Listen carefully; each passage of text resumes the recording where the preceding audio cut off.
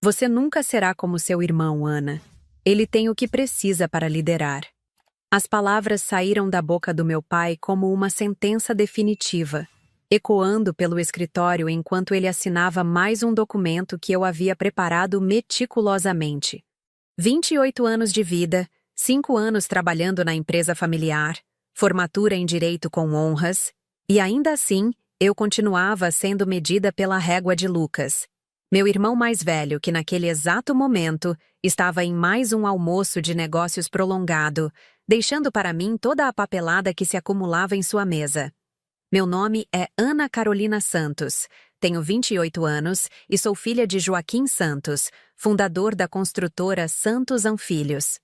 Durante toda a minha infância e adolescência, fui criada sob a sombra constante do meu irmão Lucas, 3 anos mais velho que eu, sempre considerado o herdeiro natural dos negócios da família.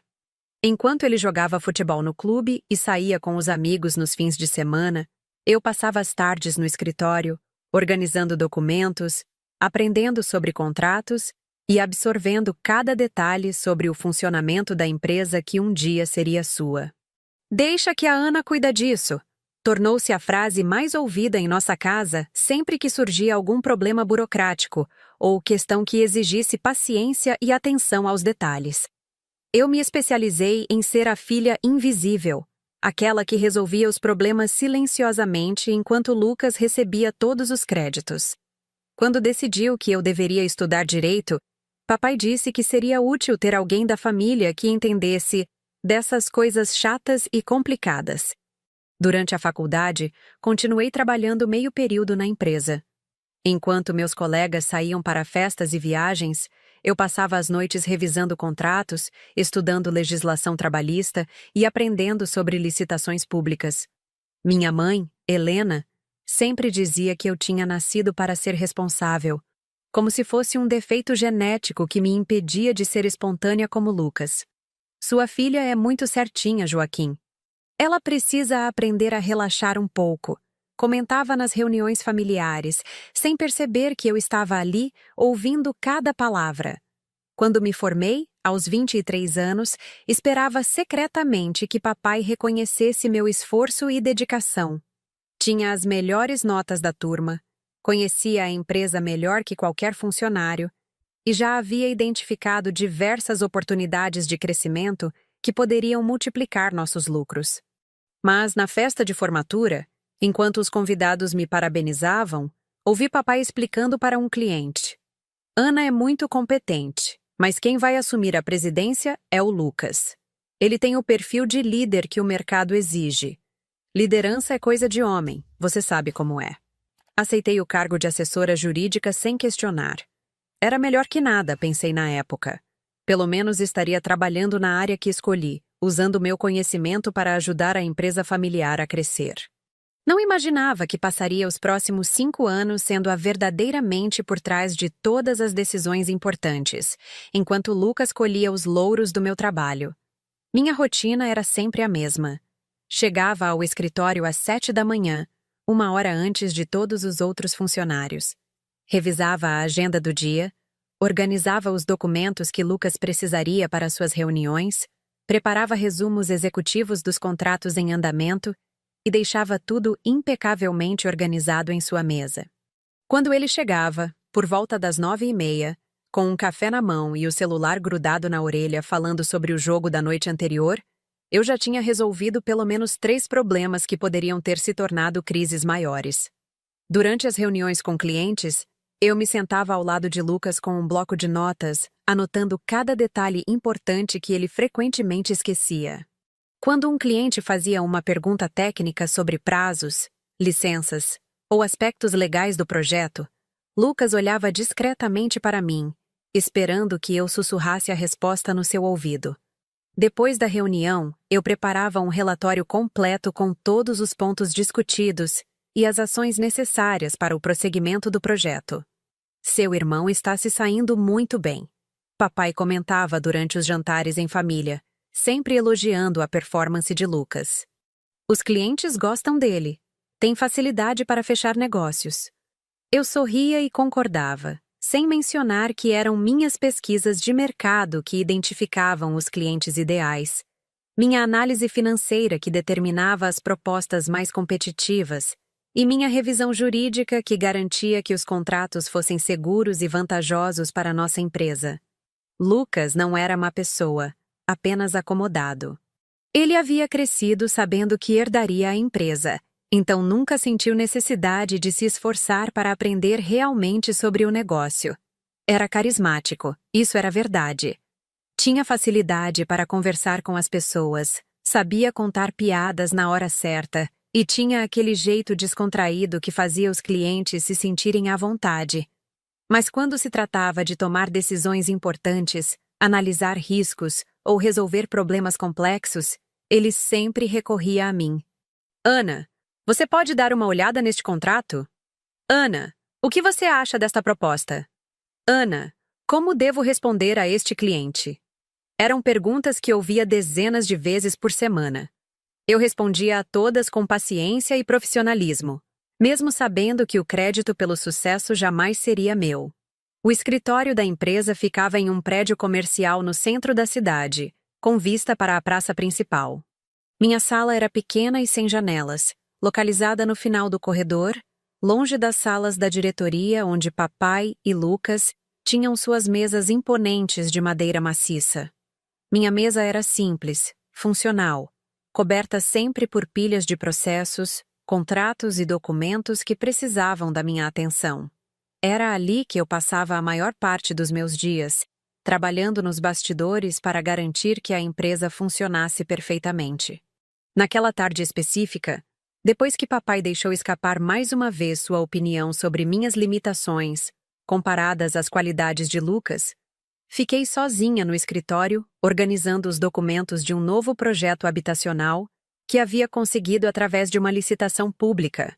Tinha passado semanas estudando o edital, identificando todos os requisitos técnicos e legais, preparando uma proposta que fosse competitiva, mas ainda assim lucrativa. Quando Lucas apresentou a proposta para a comissão julgadora, apenas leu o que eu havia escrito, sem entender completamente todos os detalhes técnicos envolvidos. Ganhamos a licitação, é claro. Era impossível não ganhar com o trabalho meticuloso que eu havia feito. Mas nos jornais locais, a notícia destacava a competência e visão empresarial de Lucas Santos, o jovem executivo que estava levando a construtora familiar para um novo patamar de sucesso. Meu nome nem mesmo era mencionado. Enquanto organizava os últimos documentos daquele dia, pensei em como seria diferente se eu tivesse nascido homem. Será que papai veria em mim as mesmas qualidades de liderança que enxergava em Lucas? Será que eu teria recebido as mesmas oportunidades de crescer dentro da empresa, de aprender fazendo, de cometer erros e ainda assim ser perdoada porque faz parte do processo de aprendizagem? O telefone tocou, interrompendo meus pensamentos. Era Lucas, ligando do restaurante onde estava há mais de 3 horas. Ana, você pode ficar mais um pouco aí? Preciso que você revise aquele contrato da obra do shopping. O cliente quer uma reunião amanhã de manhã cedo e eu preciso estar preparado. Claro, Lucas. Vou deixar tudo pronto para você. Você é demais, irmãzinha. Não sei o que faria sem você. Desliguei o telefone e voltei ao trabalho. Era sempre assim. Eu resolvia os problemas, ele recebia os elogios. Eu me dedicava, ele se beneficiava. Eu crescia profissionalmente na sombra. Ele brilhava sob os holofotes que deveriam ser nossos. Naquela noite, trabalhei até às 11 horas, revisando cada cláusula do contrato, verificando prazos, valores e condições. Quando finalmente saí do escritório, a cidade já dormia. Dirigi pelas ruas vazias, pensando se algum dia seria reconhecida pelo que realmente valia. Se algum dia papai olharia para mim e veria uma líder em potencial ao invés de apenas uma assessora competente. Não imaginava que essa oportunidade estava mais próxima do que eu poderia imaginar, e que viria de uma forma que testaria não apenas minha competência profissional, mas também minha capacidade de permanecer íntegra sob pressão. Uma crise se aproximava, uma tempestade que abalaria as estruturas da nossa empresa familiar e me colocaria no centro de uma situação onde minha verdadeira competência finalmente seria posta à prova diante de todos. A primeira ligação chegou numa segunda-feira chuvosa de julho. Eu estava revisando o cronograma de obras quando a secretária, Dona Carmen, bateu na porta da minha sala com uma expressão preocupada. Ana, tem um advogado no telefone. Diz que é sobre o residencial Águas Claras. Meu coração saltou. O residencial Águas Claras era nosso projeto mais ambicioso dos últimos 5 anos. 200 apartamentos distribuídos em 10 prédios, área de lazer completa, estacionamento subterrâneo. Eu havia coordenado todo o processo licitatório, desde a análise do edital até a apresentação da proposta final. O contrato valia quase 20 milhões de reais e sua execução estava prevista para 3 anos. Doutora Ana Carolina? A voz do outro lado da linha era formal, séria. Aqui é o Dr. Marcelo Ferreira. Represento a construtora Horizonte. Preciso informá-la que minha cliente está entrando com uma ação judicial contra a Santos em Filhos por fraude em licitação pública. As palavras atingiram meu estômago como um soco. Fraude? Impossível.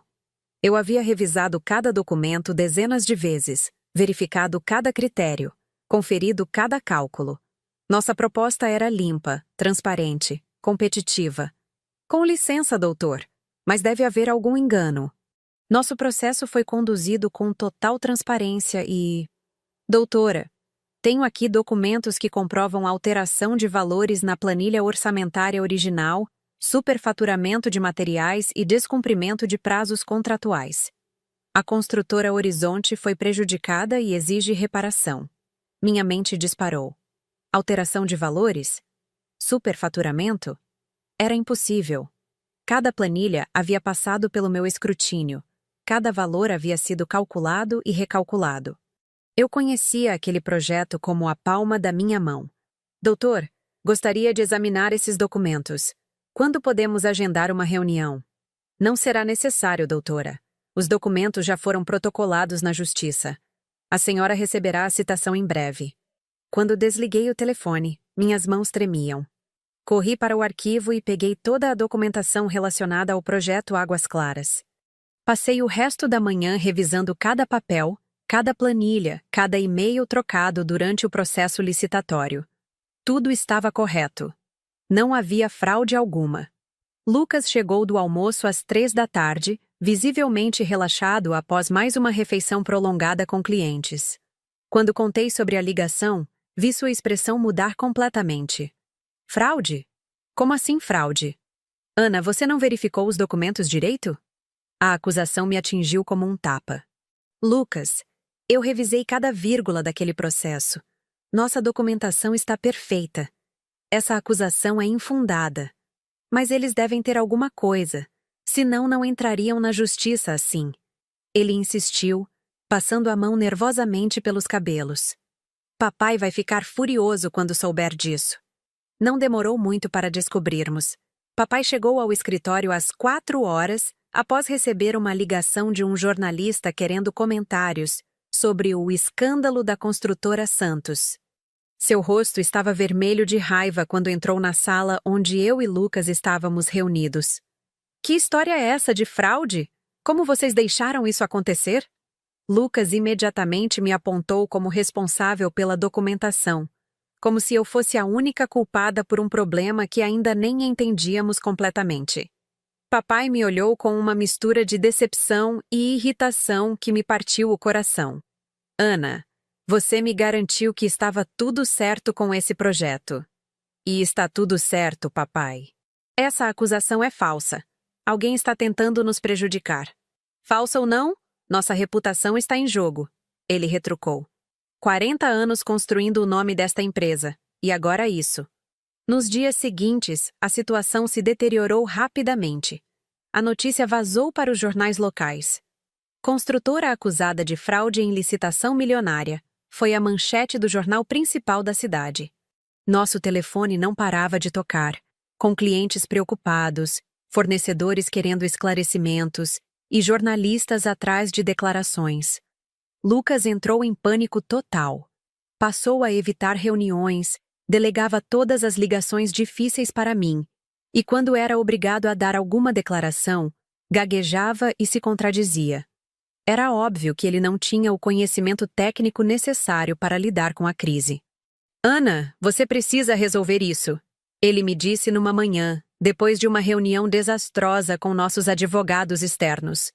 Você entende melhor desses detalhes legais. Passei semanas mergulhada na documentação, procurando entender de onde vinham as acusações. Solicitei cópias de todos os documentos apresentados pela parte contrária, entrevistei funcionários envolvidos no projeto, reconstituí todo o processo passo a passo. Foi um trabalho exaustivo, mas gradualmente comecei a ver um padrão. As supostas provas da fraude eram todas baseadas em documentos que não correspondiam exatamente aos originais que tínhamos em nossos arquivos. Datas ligeiramente diferentes, valores com pequenas alterações, assinaturas que não batiam perfeitamente com as originais. Era sutil, mas estava lá. Lucas, acho que alguém falsificou documentos para nos incriminar, expliquei numa reunião familiar. Observe estas planilhas. Os valores estão diferentes dos nossos originais. Ele examinou os papéis com ar confuso. Não estou entendendo a diferença. Era frustrante. Eu podia ver claramente as discrepâncias, mas para quem não conhecia intimamente cada detalhe do projeto, as diferenças eram imperceptíveis. Era uma armação bem elaborada, provavelmente orquestrada por alguém que sabia exatamente onde atacar. Durante uma conversa com Dona Carmen, descobri informações importantes. Ela mencionou que, semanas antes da licitação, um homem havia aparecido no escritório perguntando sobre nossos processos. Disse ser de uma empresa de consultoria que estava fazendo um estudo de mercado sobre o setor de construção civil. Ele fez muitas perguntas sobre como organizamos nossa documentação, que tipos de arquivo mantemos, como controlamos prazos e orçamentos. Ela relembrou. Pensei que fosse apenas curiosidade profissional. Minha suspeita se confirmou quando descobri que esse mesmo consultor havia visitado outras empresas participantes da licitação, sempre fazendo perguntas similares. Era evidente que alguém estava coletando informações para montar uma estratégia de ataque. Levei minhas descobertas para papai e Lucas. Papai ouviu tudo com atenção, mas sua reação me surpreendeu. Ana, mesmo que você esteja certa sobre essa conspiração, como vamos provar isso no tribunal? Precisamos de evidências concretas. Eu tenho evidências, respondi, mostrando a análise comparativa que havia preparado. Estas diferenças entre os documentos não são coincidência. Lucas folheou os papéis sem muito interesse. Muito complicado, Ana. O juiz vai entender tudo isso? Sua pergunta revelou não apenas sua falta de conhecimento técnico, mas também sua falta de confiança na minha capacidade de defender nossa empresa.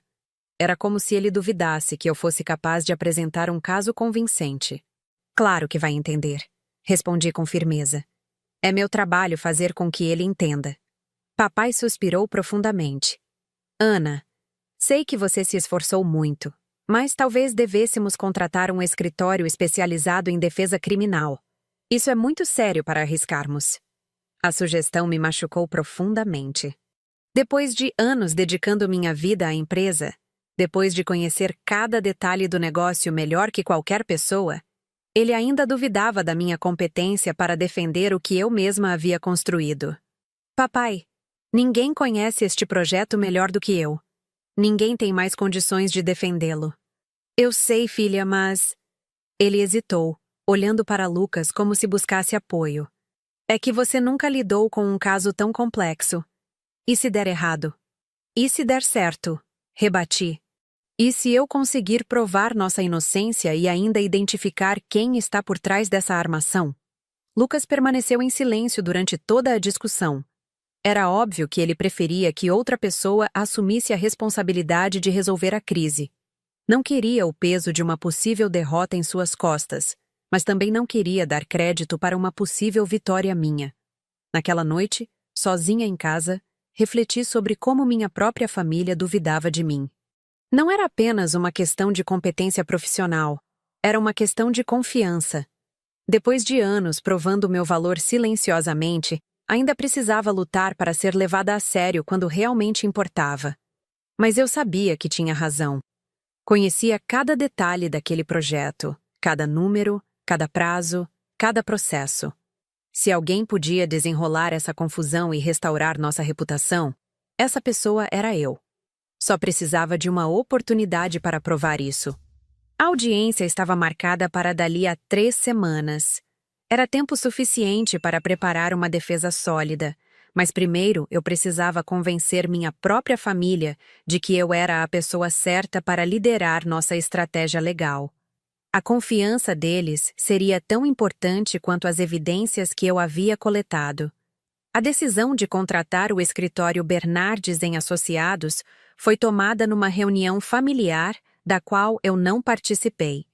Descobri quando cheguei ao trabalho na manhã seguinte e encontrei 3 homens de terno na sala de reuniões, com Lucas e papai inclinados sobre uma mesa cheia de documentos. Ana, estes são os doutores que vão nos representar no processo. Papai me apresentou com um sorriso forçado. Doutor Bernardes, esta é minha filha Ana Carolina, nossa assessora jurídica. Assessora jurídica. Mesmo depois de anos coordenando os aspectos legais de todos os nossos projetos, eu ainda era apresentada como assessora. O Dr. Bernardes, um homem na faixa dos 60 anos, me cumprimentou com polidez formal, mas percebi em seus olhos aquele olhar que eu conhecia bem. A suposição de que eu era apenas uma funcionária competente, não alguém com autoridade real para tomar decisões. Doutora Ana, precisamos que nos forneça toda a documentação relacionada ao projeto Águas Claras, disse o advogado mais jovem, tirando uma lista do bolso. Contratos, planilhas, correspondências, tudo o que tiver. Já organizei tudo por data e categoria, respondi, indicando as caixas que havia preparado. Também fiz uma análise comparativa entre nossa documentação original e os documentos apresentados pela parte contrária. Existem discrepâncias importantes que... Muito bem, interrompeu o Dr. Bernardes. Nossa equipe vai examinar tudo com cuidado. Não se preocupe, doutora. Vamos cuidar de tudo a partir de agora. O tom paternalista me irritou, mas mantive a compostura. Passei o resto da manhã explicando os detalhes técnicos do projeto para os advogados, destacando os pontos que considerava cruciais para nossa defesa. Eles ouviam com atenção, faziam anotações, mas percebi que não compreendiam completamente a complexidade do processo licitatório. Doutora Ana, disse o advogado mais jovem no final da reunião. A senhora pode ficar disponível para esclarecer dúvidas técnicas quando necessário? Não queremos incomodá-la com os detalhes da estratégia legal, mas sua expertise será valiosa para entendermos os aspectos práticos. Novamente, eu estava sendo relegada ao papel de consultora técnica. Minha formação em direito, minha experiência com processos similares, minha análise detalhada das evidências, tudo isso era secundário. O que importava era que eles tinham diplomas de grandes universidades e nomes conhecidos no mercado. Lucas parecia aliviado por ter passado a responsabilidade para terceiros. Durante o almoço, ele comentou: Agora posso dormir tranquilo. Esses caras sabem o que estão fazendo. E você acha que eu não sei? Perguntei diretamente. Ele ficou constrangido. Não é isso, Ana. É que, sei lá, você nunca lidou com um caso criminal. Estes caras são especialistas. Lucas, isso não é um caso criminal. É um processo civil por alegação de fraude. E eu entendo mais sobre licitações do que qualquer um desses advogados. Mas eles têm experiência em tribunal, ele argumentou. Você sabe como é, Ana. Papai só quer garantir que não corremos riscos desnecessários. Riscos desnecessários. Como se confiar em mim fosse um risco, mas confiar em estranhos que não conheciam nossa empresa fosse a opção segura. Nas semanas seguintes, acompanhei o trabalho dos advogados com crescente preocupação. Eles estavam focando na estratégia errada, tentando questionar a competência do órgão licitante ao invés de demonstrar nossa inocência.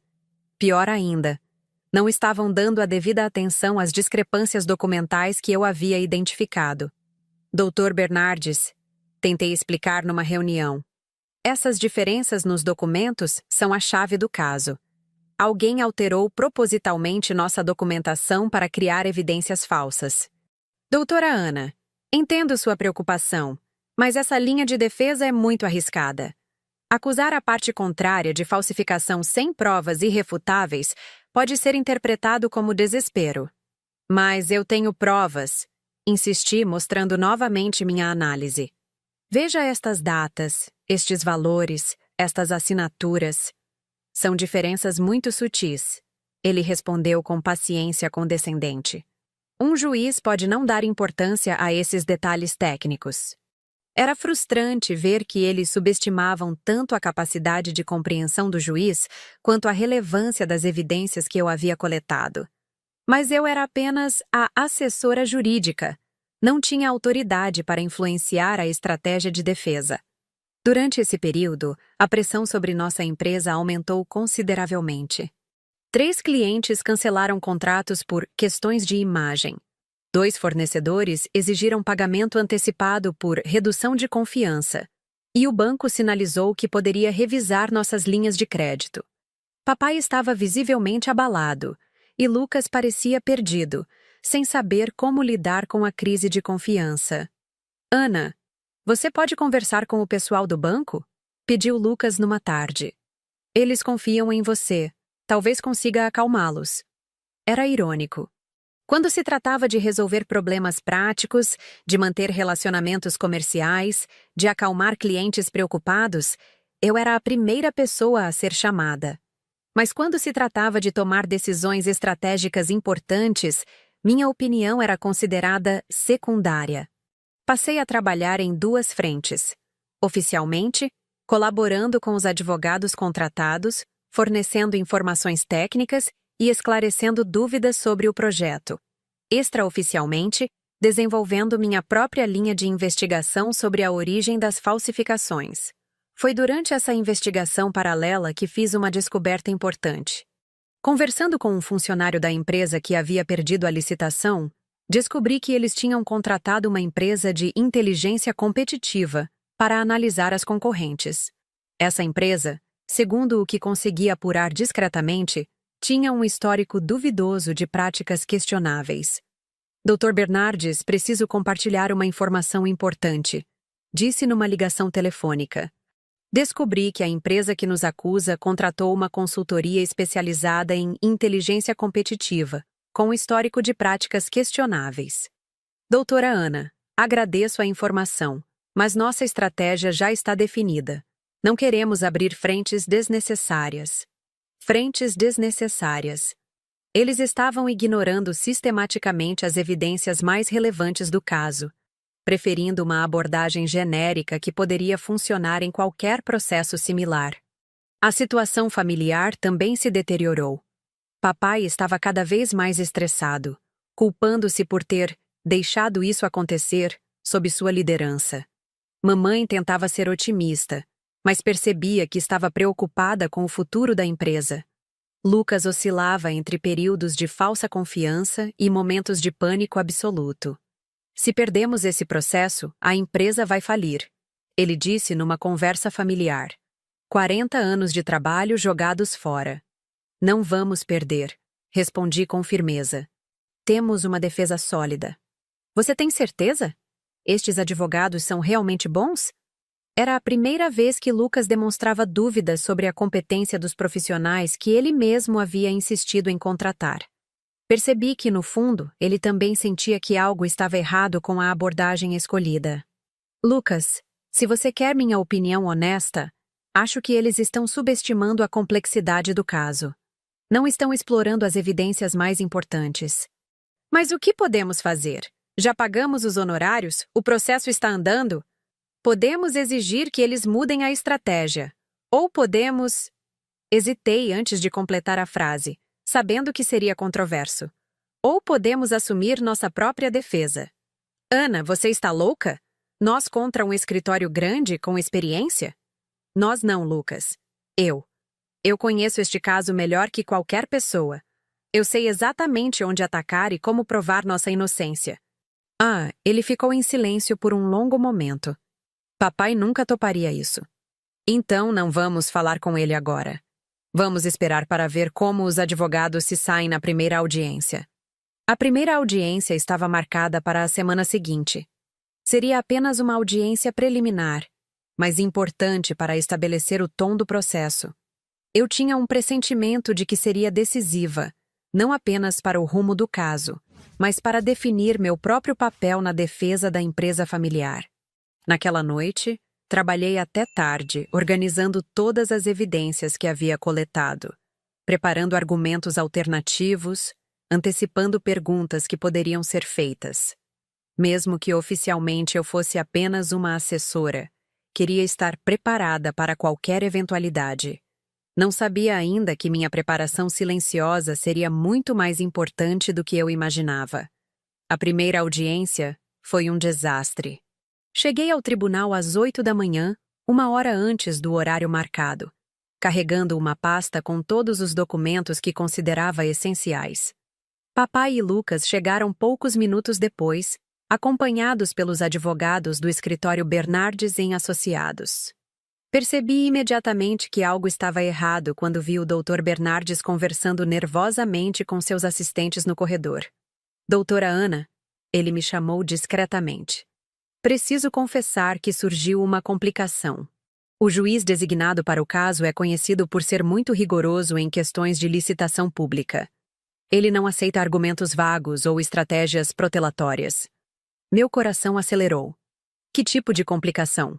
Bem, nossa linha de defesa inicial pode não ser suficiente. Vamos tentar questionar os procedimentos do órgão licitante, mas, enfim, veremos como ele reage. Era exatamente o que eu temia. Eles haviam preparado uma defesa genérica, sem considerar as especificidades do nosso caso. Enquanto isso, eu havia passado semanas analisando cada detalhe, cada documento, cada contradição nas evidências apresentadas pela parte contrária. Dr. Bernardes, e quanto às discrepâncias documentais que identifiquei? Isso não deveria ser o foco principal? Ah, sim. Mencionaremos isso também. Ele respondeu vagamente. Mas vamos com calma, doutora. Estratégia de tribunal é diferente de análise de documentos. Quando entramos na sala de audiências, senti o peso da situação. O juiz, um homem sério na faixa dos 50 anos, examinou todos os presentes com um olhar penetrante. A advogada da parte contrária, uma mulher elegante e confiante, já estava posicionada com uma pilha impressionante de documentos organizados metodicamente. Dr. Bernardes, começou o juiz, gostaria de ouvir sua manifestação sobre as alegações de fraude em processo licitatório. O que se seguiu foi 20 minutos de argumentos genéricos sobre vícios processuais e irregularidades no edital. O Dr. Bernardes falou sobre tecnicismos burocráticos, questionou a competência do órgão licitante, citou jurisprudências que não se aplicavam diretamente ao nosso caso. Era uma performance tecnicamente correta, mas vazia de conteúdo específico. O juiz ouvia com expressão cada vez mais impaciente. Quando a advogada da parte contrária teve sua vez, ela foi direta ao ponto. Apresentou os documentos que supostamente comprovavam nossa fraude, explicou detalhadamente como os valores haviam sido alterados, mostrou planilhas comparativas que pareciam irrefutáveis. Meritíssimo, ela disse com segurança. Os documentos falam por si só. Há alterações evidentes nos valores orçamentários, superfaturamento comprovado e descumprimento flagrante das condições estabelecidas no edital. Quando ela terminou, o silêncio na sala era constrangedor. Eu sabia que tínhamos perdido essa batalha antes mesmo de começar. O Dr. Bernardes pediu um prazo para análise mais detalhada das alegações, mas era óbvio que não tinha respostas concretas para as acusações específicas. Dr. Bernardes, disse o juiz com tom grave, espero que na próxima audiência o senhor venha preparado com argumentos mais consistentes. As alegações apresentadas são sérias e merecem uma resposta à altura. Saímos do tribunal em silêncio constrangedor. Papai estava visivelmente abalado. Lucas parecia estar em estado de choque. E eu sentia uma mistura de frustração e determinação crescendo no meu peito. Que diabos foi isso? Explodiu papai assim que chegamos ao carro. Eu pago uma fortuna para esses advogados e eles não conseguem nem responder às acusações básicas? Senhor Joaquim, tentou explicar o Dr. Bernardes. A primeira audiência é sempre para reconhecimento do terreno. Agora que sabemos a linha de argumentação deles, podemos preparar uma defesa mais específica. Reconhecimento do terreno? Papai gritou. Eles apresentaram evidências de fraude e vocês ficaram falando de burocracia. Onde estão as nossas provas de inocência? Foi nesse momento que não consegui mais me conter. Eu tenho essas provas, papai. Tenho análises detalhadas que mostram que os documentos deles foram alterados. Tenho evidências de que fomos vítimas de uma armação. Todos me olharam surpresos. O Dr. Bernardes parecia constrangido, papai confuso, Lucas em pânico. Ana, você tem certeza disso? Perguntou papai. Absoluta. Passei semanas investigando cada detalhe. Sei exatamente como provar nossa inocência e identificar quem está por trás dessas acusações falsas. Então, por que não compartilhou isso conosco? Questionou o Dr. Bernardes, visivelmente desconfortável. Eu tentei, respondi com firmeza. Várias vezes. Mas vocês disseram que era muito arriscado, que eram detalhes técnicos sem importância. O silêncio que se seguiu foi pesado. Papai olhou para os advogados, depois para mim, depois para Lucas. Podia ver que ele estava reavaliando a situação. Ana, disse papai finalmente, você realmente acredita que pode reverter essa situação? Não acredito, papai. Eu sei que posso. Mas você nunca fez isso antes, interveio Lucas. Nunca defendeu um caso desse tamanho em tribunal. E vocês fizeram? Rebati, olhando para os advogados. Porque pelo que vi hoje, vocês também nunca defenderam um caso como este. A tensão era palpável. Estava desafiando não apenas os advogados contratados, mas também a autoridade do meu pai e a insegurança do meu irmão. Senhor Joaquim, disse o Dr. Bernardes, tentando recuperar o controle da situação. Entendo a preocupação, mas asseguro que vamos melhorar nossa estratégia para a próxima audiência. Não é prudente fazer mudanças tão drásticas neste momento. Drásticas? Perguntei. Drástico é perder a empresa familiar por causa de uma defesa incompetente. Ana! Repreendeu papai. Respeite os profissionais que contratamos. Eu vou respeitar quando eles respeitarem nossa empresa e nossa inocência. Respondi com determinação. Papai, me dê uma chance. Uma semana. Deixe-me preparar uma defesa alternativa e apresentá-la a vocês. Se não ficarem convencidos, continuamos com a estratégia atual. Papai olhou para Lucas, que permaneceu em silêncio. Olhou para os advogados, que pareciam constrangidos. Finalmente, olhou para mim. Uma semana, disse ele lentamente.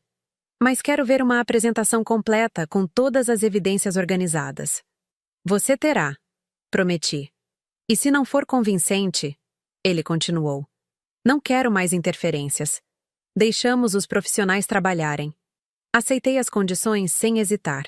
Finalmente tinha a oportunidade que esperava há tanto tempo. A chance de provar que não era apenas uma assessora competente, mas uma advogada capaz de salvar nossa empresa. Naquela tarde, while papai e Lucas tentavam processar o desastre da audiência, eu já estava em casa, espalhando documentos pela mesa da sala de jantar. Tinha uma semana para preparar a apresentação mais importante da minha carreira. Não podia desperdiçar nenhum minuto. Comecei reorganizando todas as evidências que havia coletado durante minha investigação paralela. Tinha identificado pelo menos 15 discrepâncias entre os documentos originais e os apresentados pela parte contrária. Mais importante, tinha conseguido rastrear a origem de algumas dessas alterações através de metadados digitais e análise de assinaturas. Mas sabia que não bastava apenas demonstrar as falsificações. Precisava construir uma narrativa convincente que explicasse não apenas como fomos incriminados, mas também por quê. Quem se beneficiaria com nossa desqualificação? Quem tinha acesso às informações necessárias para forjar os documentos? Quem tinha motivação para orquestrar essa armação? Trabalhei até às 3 da manhã construindo um quebra-cabeças que revelava uma conspiração muito mais elaborada do que eu havia imaginado inicialmente. Quando finalmente fui dormir, sabia que tinha em mãos não apenas nossa defesa, mas também uma contraofensiva que poderia transformar completamente o rumo do processo. Mas primeiro, precisava convencer minha própria família de que eu era capaz de liderá-los através da tempestade. A apresentação que prepararia seria não apenas sobre evidências legais, mas sobre confiança, competência e a capacidade de assumir responsabilidades que sempre foram negadas a mim. A semana mais importante da minha vida profissional estava apenas começando. A semana passou como um furacão. Dormi em média 4 horas por noite. Transformei minha casa em um escritório improvisado e mergulhei mais fundo na investigação do que jamais havia feito em qualquer projeto profissional. Cada documento foi analisado sob lupa, cada data conferida em múltiplas fontes, cada assinatura comparada com exemplares autênticos. Na quarta-feira, fiz uma descoberta que mudou completamente minha compreensão do caso. Analisando os metadados dos arquivos digitais apresentados pela parte contrária, descobri que alguns documentos haviam sido editados apenas 3 dias antes da apresentação da denúncia. Mais revelador ainda, as alterações foram feitas em um computador registrado em nome da empresa de inteligência competitiva, que eu havia identificado anteriormente. Finalmente, murmurei sozinha, segurando a impressão da análise técnica. A prova definitiva. Mas sabia que evidências técnicas sozinhas não seriam suficientes. Precisava de uma narrativa clara, compreensível para pessoas que não eram especialistas em informática ou direito processual. Passei os dias seguintes construindo uma apresentação que contasse a história completa, desde a licitação original até a elaborada armação que resultou nas falsas acusações. No sábado à noite, véspera da apresentação agendada para domingo de manhã, recebi uma ligação inesperada. Era Sofia, uma antiga colega da faculdade que trabalhava como perita judicial. Ana, soube que vocês estão com problemas com um processo de licitação. Posso não poder ajudar oficialmente, mas se você quiser que eu dê uma olhada não oficial nos documentos... Sofia, seria incrível, respondi, sentindo uma onda de alívio. Preciso de uma segunda opinião técnica sobre análise documental. Ela veio no domingo de manhã, 2 horas antes da reunião familiar. Em 40 minutos, confirmou todas as minhas conclusões e ainda identificou 2 detalhes adicionais que eu havia perdido. Ana, isso aqui é uma falsificação grosseira. Ela disse, apontando para uma das planilhas. Qualquer perito sério vai identificar essas alterações em 5 minutos. Você tem um caso sólido. Às 10 horas da manhã, papai, mamãe, Lucas e os advogados do escritório Bernardes estavam sentados na sala de reuniões do nosso escritório. Eu havia chegado 1 hora antes para preparar o equipamento de projeção e organizar os documentos. Minha apresentação estava estruturada em 5 partes: a cronologia dos fatos, a análise das discrepâncias, as evidências de falsificação, a identificação dos responsáveis e a estratégia de defesa proposta. Bom dia a todos. Comecei, tentando controlar o nervosismo. Nas últimas semanas, realizei uma investigação detalhada sobre as acusações contra nossa empresa. O que descobri não é apenas uma defesa para nosso caso, mas evidências de uma conspiração deliberada para nos prejudicar. Projetei na tela uma linha do tempo detalhada, mostrando todos os eventos relevantes desde o início do processo licitatório. Papai e Lucas acompanhavam com atenção, enquanto os advogados pareciam céticos. Primeira descoberta importante, continuei. Existem 15 discrepâncias entre nossa documentação original e os documentos apresentados pela parte contrária. Não são erros ou mal-entendidos. São alterações propositais e sistemáticas. Mostrei lado a lado as versões originais e as supostamente fraudulentas. As diferenças eram sutis, mas quando apresentadas de forma organizada, formavam um padrão inegável. Como você pode ter certeza de que são alterações? Perguntou o Dr. Bernardes. Análise de metadados. Respondi, projetando a tela seguinte. Estes arquivos foram editados em datas posteriores à nossa apresentação original. Alguns foram modificados apenas 3 dias antes da denúncia ser protocolada. O silêncio na sala era absoluto. Papai se inclinou para a frente, estudando os dados técnicos com interesse crescente. Mas isso é apenas metadados digitais, questionou Lucas. Um juiz vai entender a importância disso? Vai, se for apresentado corretamente, respondi. Mas temos mais evidências. Análise grafotécnica das assinaturas, inconsistências nos timbres dos documentos e, principalmente, a identificação da origem das falsificações.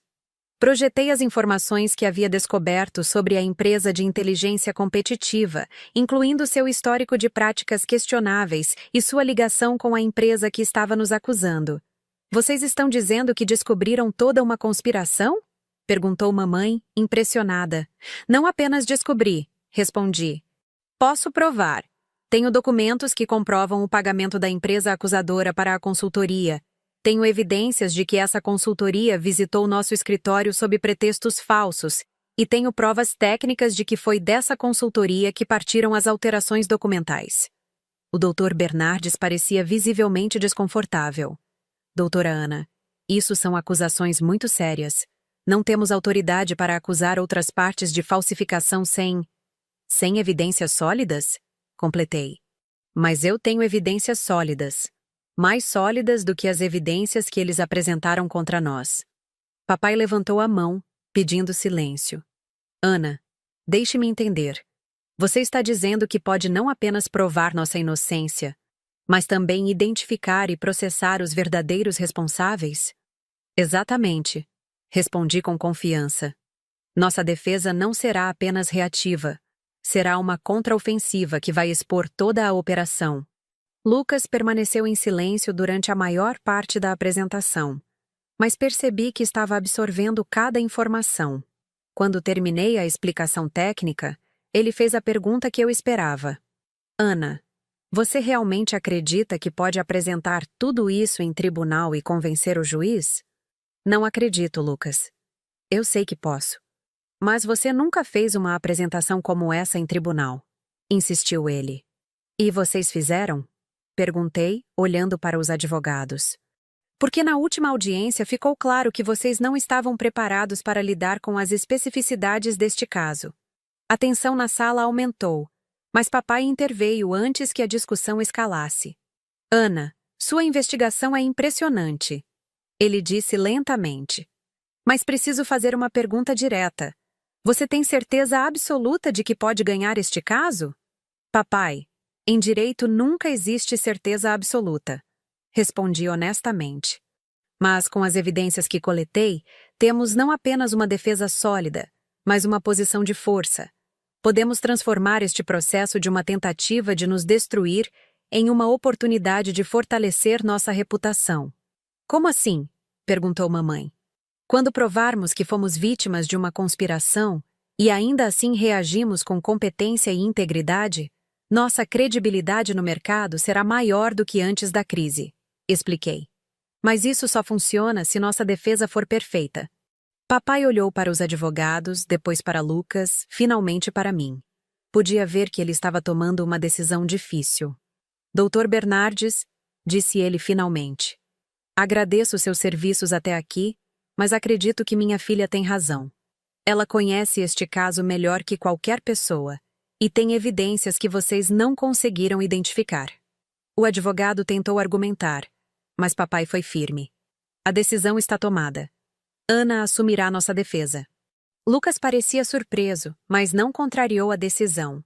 Mamãe sorriu orgulhosa. Eu senti uma mistura de alívio, gratidão e responsabilidade esmagadora. Papai, disse eu, não vou decepcionar vocês. Eu sei que não vai, ele respondeu. Deveria ter confiado em você desde o início. Quando os advogados saíram, visivelmente contrariados, ficamos apenas nós 4 na sala.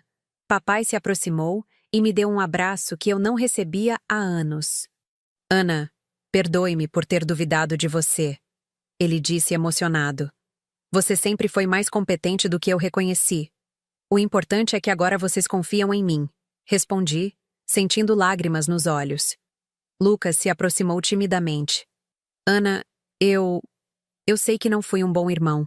Sempre deixei você carregar o peso sozinha. Lucas, agora não é hora de lamentar o passado, respondi. É hora de trabalharmos juntos para salvar nossa empresa. A próxima audiência estava marcada para 10 dias depois. Era tempo suficiente para preparar uma defesa que não apenas provaria nossa inocência, mas mudaria completamente a dinâmica do processo. Pela primeira vez em minha vida profissional, tinha não apenas a responsabilidade, mas também a autoridade para liderar nossa família através de uma crise. Era a oportunidade que eu sempre sonhei, mas que chegava no momento mais difícil da história da nossa empresa. Agora precisava provar que a confiança depositada em mim era justificada. A segunda audiência foi marcada para uma terça-feira chuvosa de setembro. Cheguei ao tribunal às 7 da manhã, 2 horas antes do horário marcado, carregando 3 pastas organizadas meticulosamente e um notebook com toda a documentação digitalizada. Havia ensaiado minha apresentação dezenas de vezes, antecipado todas as perguntas possíveis e preparado respostas para cada cenário que conseguia imaginar. Papai e Lucas chegaram às 8h30, visivelmente nervosos, mas confiantes. Era a primeira vez que eu sentia que eles realmente acreditavam em minha capacidade. Não era apenas esperança ou desespero. Era confiança genuína baseada no trabalho que havia demonstrado na semana anterior. Como você está se sentindo?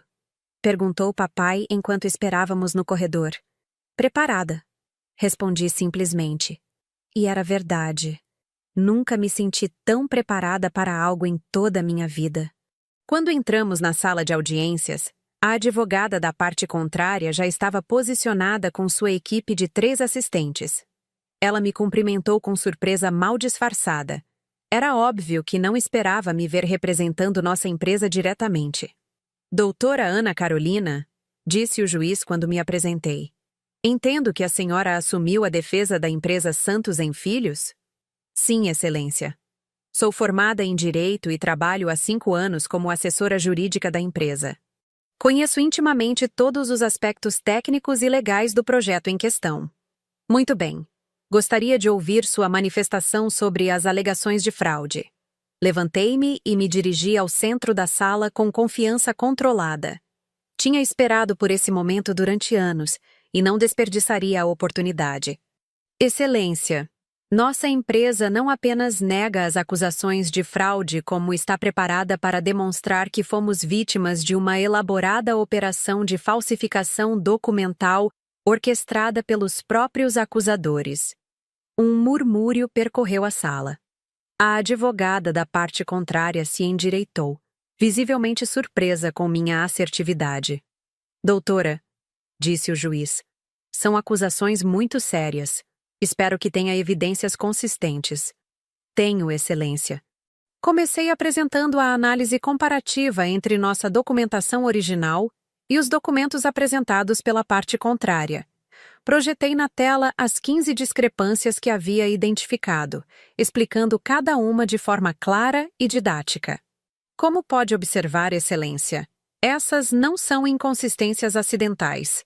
São alterações sistemáticas e propositais, seguindo um padrão específico designed para criar evidências falsas de superfaturamento. O juiz examinou os documentos com atenção crescente. Doutora, como pode provar que as alterações foram feitas nos documentos deles e não nos seus? Era a pergunta que eu esperava. Através de análise de metadados digitais, Excelência. Expliquei detalhadamente como havia descoberto que os arquivos apresentados pela parte contrária haviam sido editados em datas posteriores à nossa apresentação original. Mostrei os dados técnicos de forma acessível, usando analogias simples para garantir que todos entendessem a importância das evidências. Mais importante ainda, Excelência, consegui rastrear a origem dessas alterações. Foi quando apresentei as informações sobre a empresa de inteligência competitiva, seu histórico questionável e sua ligação com a empresa acusadora. Mostrei comprovantes de pagamento, contratos de prestação de serviços e até mesmo gravações de áudio que havia conseguido através de uma fonte confidencial. A advogada da parte contrária tentou interromper várias vezes, mas o juiz estava claramente absorto pelas evidências que eu apresentava. Quando terminei minha exposição inicial, o silêncio na sala era absoluto. Doutora Ana Carolina, disse o juiz finalmente. Esta é uma das apresentações mais organizadas e convincentes que já vi em meus 20 anos de magistratura.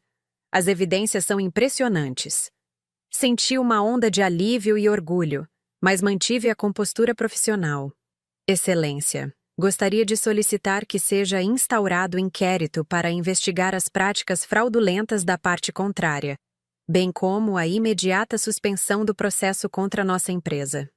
A advogada da parte contrária finalmente se pronunciou, tentando questionar a validade das evidências técnicas e argumentando que se tratava de uma tentativa desesperada de reverter um caso perdido. Mas era evidente que ela não tinha respostas convincentes para as provas que eu havia apresentado.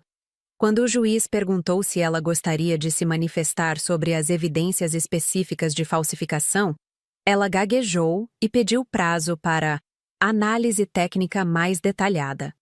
Doutora, disse o juiz dirigindo-se a ela, as evidências apresentadas pela defesa são bastante específicas e técnicas. A senhora tem alguma explicação para as discrepâncias documentais identificadas? Excelência, precisaríamos contratar peritos independentes para... Não será necessário, interrompeu o juiz. As evidências de metadados e análise grafotécnica são suficientemente claras. Além disso, as ligações entre sua cliente e a empresa de consultoria mencionada pela doutora Ana Carolina são preocupantes. Percebi que havíamos não apenas defendido nossa posição, mas completamente virado o jogo. A parte contrária agora estava na defensiva, tentando explicar evidências que os incriminavam. Doutora Ana Carolina, continuou o juiz, gostaria que protocolasse formalmente uma representação criminal contra os responsáveis pelas falsificações. Este caso merece investigação completa. Certamente, Excelência. Já tenho a documentação preparada. Quando saímos do tribunal, papai estava radiante. Ana, você foi brilhante. Completamente brilhante. Lucas me abraçou pela primeira vez em anos. Irmãzinha, você salvou nossa empresa. Salvou nossa família. Nós salvamos, corrigi. Trabalho em equipe, lembra? Mas sabia que algo fundamental havia mudado naquele dia. Não era apenas que havíamos vencido o processo. Era que eu finalmente havia provado minha competência de uma forma que ninguém poderia questionar. Na semana seguinte, o processo contra a nossa empresa foi arquivado por falta de evidências válidas. A empresa acusadora e a consultoria de inteligência competitiva se tornaram alvos de investigação criminal por falsificação de documentos. 3 jornais locais publicaram matérias sobre o caso, destacando não apenas nossa inocência, mas também a competência da jovem advogada que desmascarou uma sofisticada operação fraudulenta. O impacto nos negócios foi imediato e positivo. Clientes que haviam cancelado contratos voltaram pedindo desculpas. Novos clientes nos procuraram, impressionados com nossa capacidade de reagir profissionalmente à crise. O banco não apenas manteve nossas linhas de crédito, mas ofereceu condições ainda melhores para financiamento de novos projetos. Mais importante que tudo isso, entretanto, foi a conversa que tive com papai uma semana depois do julgamento. Ele me chamou em seu escritório numa tarde de sexta-feira, com uma expressão séria que me deixou momentaneamente preocupada. Ana, preciso conversar com você sobre o futuro da empresa. Senti o coração acelerar. Claro, papai. Comete um erro terrível todos esses anos. Ele começou com a voz carregada de emoção. Sempre vi você como minha filha competente, mas nunca como minha sucessora natural. Foi preconceito meu, machismo mesmo. Você sempre foi a pessoa mais preparada para liderar esta empresa. Lágrimas começaram a formar em meus olhos, mas deixei que ele continuasse. Lucas é um bom rapaz, mas não tem sua visão estratégica, seu conhecimento técnico, sua capacidade de liderança. O que você fez no tribunal foi apenas uma amostra do que sempre fez nos bastidores, mas que eu era cego demais para reconhecer. Papai, deixe-me terminar, ele disse, sorrindo através de suas próprias lágrimas. Conversei com Lucas, e ele concorda completamente. A partir de segunda-feira, você assume como sócia majoritária e CEO da Santos em Filhos. Lucas trabalhará como seu vice-presidente, aprendendo com quem realmente entende do negócio. Não consegui conter a emoção. Abracei meu pai como não fazia desde criança, sentindo que finalmente havia chegado onde sempre sonhei estar. E Ana, ele acrescentou quando nos separamos. Quero que saiba que não é caridade nem compensação pelo que aconteceu. É reconhecimento do que você sempre foi, mas que eu demorei demais para enxergar. Nos meses que se seguiram, assumi gradualmente todas as responsabilidades de liderança da empresa. Implementei novos processos de controle de qualidade, estabeleci parcerias estratégicas com fornecedores, expandimos nossa atuação para novos segmentos do mercado. Lucas se adaptou bem ao papel de vice-presidente, finalmente livres da pressão de ser o herdeiro natural que nunca quis ser. Não foi vingança nem revanche. Foi apenas justiça. O reconhecimento de competências que sempre existiram, mas que foram ignoradas por anos devido a preconceitos e expectativas limitadas. Hoje, quando alguém me apresenta como a filha que salvou a empresa familiar, eu sorrio com tranquilidade. Não preciso mais provar que sou capaz. Os resultados falam por si só. E quando jovens profissionais, especialmente mulheres, me procuram pedindo conselhos sobre como lidar com famílias ou empresas que não reconhecem suas competências, eu sempre digo a mesma coisa. Trabalhe com excelência, prepare-se meticulosamente e quando a oportunidade chegar, e ela chegará, esteja pronta para mostrar do que você é realmente capaz. As palavras do meu pai, "Você nunca será como seu irmão", se revelaram proféticas, mas não da forma que ele imaginava. Eu nunca seria como Lucas porque sempre fui mais preparada, mais determinada, mais competente. E quando nossa empresa enfrentou sua maior crise, quem salvou o nome da família foi exatamente a filha que ele havia subestimado durante anos.